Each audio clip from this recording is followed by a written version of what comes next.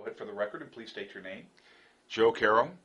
And Joe, when did you go to Tampa Catholic? 1976, I graduated. I only attended the senior year that I was in high school.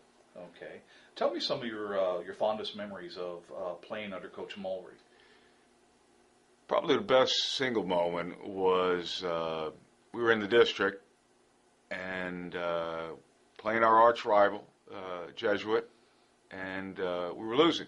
We were heavily favored. We, on paper, were much better. Ricky Alfonso, who was a 4-year starter at Tampa Catholic, had been hurt. Wasn't even in the game. And it was about the 5th inning. And at that point in time, all of a sudden Alfonso stood up and started at one end of the dugout and literally got in every single player's face and said, "There's no way in the world that we're going to lose this game. No way at this time that we're going to lose and not go on to the state playoffs." And by the time he got to the end of the bench, we had loaded the bases, and our designated hitter, Philip Polito, came up and hit a grand slam. And it was truly, it was inspirational, it was emotional, and it was really reflective of the type of ball club we had. It was a team that we had a lot of different players. We had very good players, but I didn't think we had one guy who dominated. It seemed like in every game, another guy got the big hit, made the big pitch, made the big play in the field. But that win in particular, and I thought it was truly a selfless act on Alfonso's part. He had been a star player, and he had been hurt for about a month, and could have sat on the end of the bench and moped like I've been in a lot of other dugouts. And instead, he inspired us to have hope, and great things happened as a result of it. So when we're looking at Coach Mulry's conversation in the 7th inning of his life and looking at his reflections, as you reflect today, what inning in life are you in?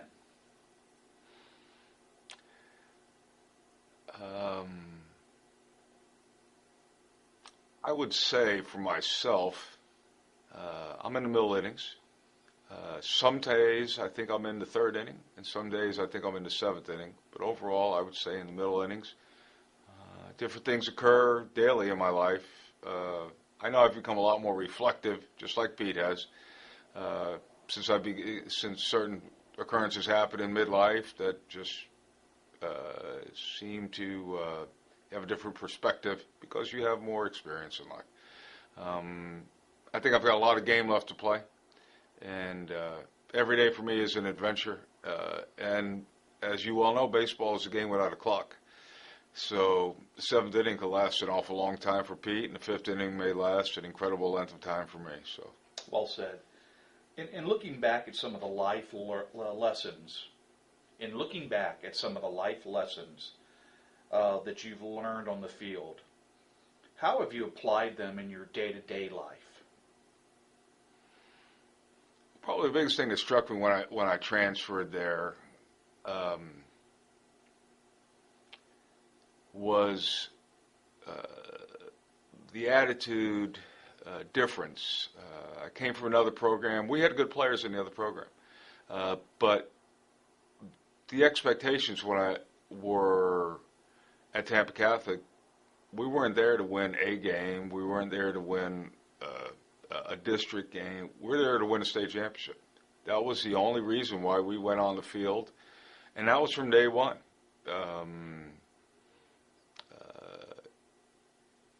If you have great expectations, I think you can accomplish great things. Okay. If you do not, and Pete, without a doubt, held us to that standard. It was an exclusive club to get into. There was a lot of pride, and also may be getting off a little bit, but the fact that he demanded what he demanded elevated everybody else around him. And so I think from his standpoint of being a leader, and he's a charismatic guy, and I think for success to occur, somebody has got to be able to pull the cart. Absolutely. And he definitely was willing to do that. What is it that you do now for a living, Joe? I'm a baseball scout. I've been involved in professional baseball 23 years, and I've been involved virtually all my adult life in some form of a job related to baseball. Wonderful. So who are you currently working for? Work for the Yankees. I'm on year 18 with the Yankees. Wonderful. You know, Coach Mulry has been quoted as saying, "I am thrilled with what these guys have done with their lives." What are you the most proud of? From a personal standpoint, my family, what my wife and I have been able to create, the growth that's taken place, generational relationships that we've established, two healthy children who are good citizens.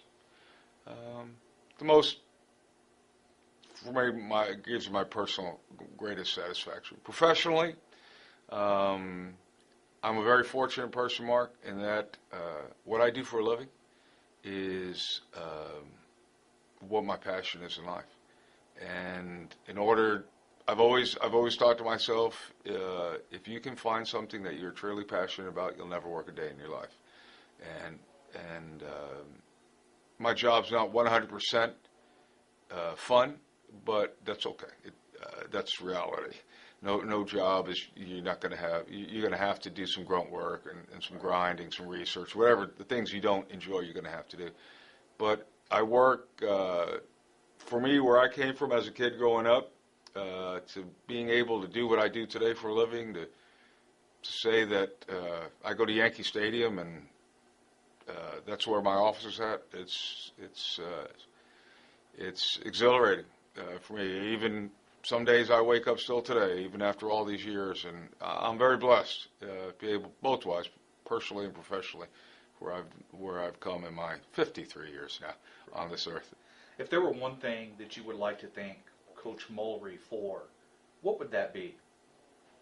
I think for me personally, I had that one year with Peter J. And from that year, the greatest things that have happened to me is the lifelong friendships with players and with Peter J. Moore. He and I have maintained a friendship, and the last 15 years or so have really embraced each other in our relationship. We spend time together. He's opened my eyes up to things. He's an interesting human being. He's a curious guy. He's got a lot of different things that he's read upon, that he has opinions upon. So I feel I'm a better person because I know him. It's no surprise to you, I guess, then, that anything that he really does, he's a success at.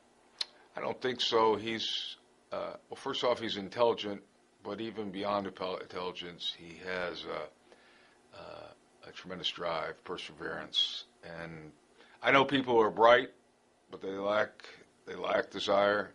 Pete grew up, as you know, in Jersey, New Jersey, in a little tougher area. I think a lot of guys who played in my era, who played for Pete, came from similar backgrounds, very hard-working families that were trying to overcome poverty and trying to work their way up the ladder.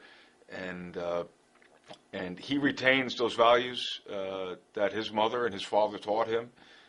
Growing up, an Irish Catholic kid from New Jersey, and he still, really, when you come down to it, if you ask him who he is, he says he's an Irish Catholic kid from Jersey, and for me, I think, and for a lot of us, many of us have a similar story to him, and even though many of us were Latin and Pete was Irish, obviously, and didn't speak a word of Spanish and all those other things, there was still that common denominator, trying to achieve the American dream, trying to acclimate to our culture, trying to grow, trying to strive, parents, and the fact that we were at a Catholic school, sharing.